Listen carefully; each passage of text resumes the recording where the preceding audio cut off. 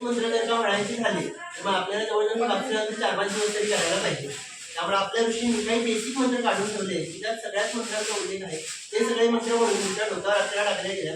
त्या मंत्रांचा अजून एक विषय असा म्हणजे अर्थ असा होतो की आपल्याला आता ही कलियुगात 100 वर्ष आयुष्य आहे असं सांगितलंय, पण या नकारी कलियुगात आपल्याला अगदी 17-20 वर्ष जरी आयुष्य मिळालं तरी पण अगदी उत्तमच आहे.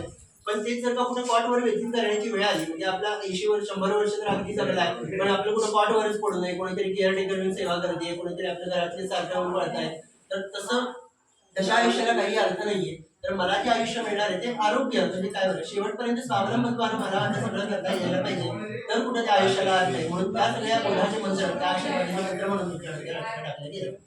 पण त्यानंतर त्या दोन्ही अभिमंत्रित कलशांचं पाणी काढून त्यांचा तुम्हाला अभिषेक केला गेला म्हणजे बाह्य देहाची शुद्धी काय राहिली असेल तर ती सगळी निवारण होत होते त्याला अभिषेक. मग पुण्यावाचन झाल्यानंतर इथं ज्या सगळ्या सुपाऱ्या मांडलेल्या त्या मातृका पूजन म्हणून सांगितलेल्या. तर सुरुवातीला बघा आपण म्हणतो की ब्रह्मदेवाने ही सगळी सृष्टी निर्माण केली, पण एकटा पुरुष कुठली निर्मिती करू शकत नाही. त्यांच्यासोबत या सगळ्या देवता कार्यरत होत्या, तर त्यांच्यापासून काही पर्वत रांगा बनलेले आहेत, काही वृक्ष बिजी आहेत, वनस्पती आहेत, हे सगळं त्यांच्यापासून कुठेतरी बदल केलेले आहे. मग त्यांचं काम काय आहे तर आत्मविश्वास वाढवणे. म्हणजे आता बघा आपल्याकडे एक काळ असा आहे की आपण सगळं हरवत बसले की नाही बाबा याच्यापुढे मला काही जमणार नाही, माझ्याकडनं काही होणार नाहीये. पण तेच बघा आपण दुसऱ्या दिवशी उठल्यानंतर काल माझ्याकडनं हे काम झालं नाही तर आज माझ्याकडनं हे काम नक्की होईल. म्हणजे हा कुठेतरी आत्मविश्वास प्रदान करण्याचं ते सामर्थ्य हे त्यांच्याकडे आहे. म्हणून त्यांचं आपण पूजन करून घेतलं आणि त्यांच्याकडे तो आत्मविश्वास माझ्याकडे कायम राहावा अशी आपण त्यांच्याकडे प्रार्थना केली. मग त्यानंतर शेवट जे केलं मी तुम्हाला नाणी आणि हे गंधफूल सोडायला सांगितलं त्याला नांदी श्राद्ध असं म्हणतात. आता तुम्ही मला सगळं शुभ कार्य तर चालू आहे, वाचनाचं सगळं शुभपूजन झालं, पण श्राद्धाचा उल्लेख का केलाय तर ते होते. त्यामुळे आपण सगळे कर्म करू शकतो. आपल्या आई वडिलांनी आपल्याला ठेवलंय किंवा त्यांनी आपल्याला या भारतासाठी शुद्ध भूमी जन्म दिला हे त्यांचं कुठेतरी कृतज्ञता व्यक्त करण्यासारखंच आहे. नाहीतर नुसतं इमॅजिन करून बघा त्यांनी आपल्या बांगलादेश किंवा पाकिस्तानला जन्म दिला असतं तर आपण काहीच करू शकलो नसतो.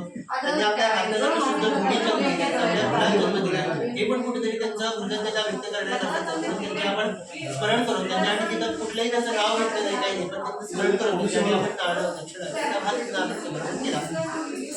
ते झाल्यानंतर आपण तुम्ही मला आता नारळ दिला की माझ्या वतीनं आता तुम्ही जर संकल्प केला आहे सगळा की मी वाचनाचं सगळी करणार आहे, त्यानंतर हे सगळं गोश्रावण करणार आहे, सगळं करणार आहे, पण ते काय करायचं त्याचं विधी काय हे तुम्हाला माहित नाही किंवा त्याला लागणारे मंत्र कुठले काय तुम्हाला माहित नाही. त्यामुळे तो ह्या कर्माची सुपारी म्हणून नारळ म्हणून तुम्ही माझ्याकडे दिला. आता थोडक्यात मी सांगायचं म्हटलं तर वकीलपत्र माझ्याकडे दिले की माझ्या वतीनं हे कॉन्ट्रॅक्ट दिला आहे, माझ्या वतीने हे सगळं द्या. मग त्याच्या समोर जे 2 मंडळ मांडले ते वास्तू मंडळ आणि नवग्रह मंडळ म्हणून मांडलेले. आता तुम्ही मला वास्तूनंतर एकच सांगितलं एवढ्या दिग्भर देवता मांडून ठेवल्या, पण एखादी अधिकारी व्यक्ती ज्यावेळेस येणार असते ती एकटी कधी येते त्यांचा सगळा काय बरोबर कॅबिनेट मंत्री आहे, उपमंत्री वगैरे ते सगळे आले तरच त्यांची फाईल कुठेतरी पुढे जाईल. त्यामुळं कुठल्याही अधिकारी व्यक्तीची मंडळ तिथं उपस्थित असावं लागतं. त्यामुळे तिथं वास्तुदेवतेचं मंडळ तिथं मांडलेलं आहे आपण. मग तिथं त्या देवतांचं आवाहन पूजन करून त्यांच्या पिंजराचं तिथं आवाहन केलं जातं. त्याचप्रमाणे तिकडे नवग्रह मंडळ मांडलेले त्याचंही त्याचप्रमाणे आवाहन पूजन करून तिथं आवाहन केलं जातं. थोड्या वेळ तुमचं काम झालंय 10 मिनिटं बाहेर उभे करा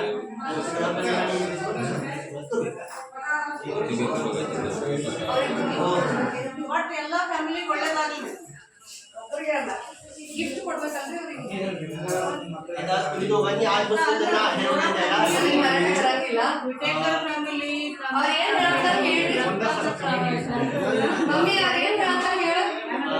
तुम्ही दोघांनी आज बसा. घरचा आहेर काही कोणी आणला असेल तर तो आहेर आता एक घरचा आहेर फक्त द्यायला सांगायचं.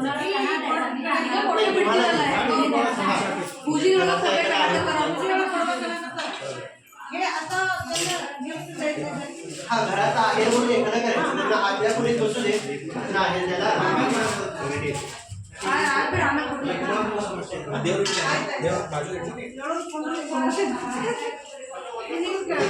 हो चालेल.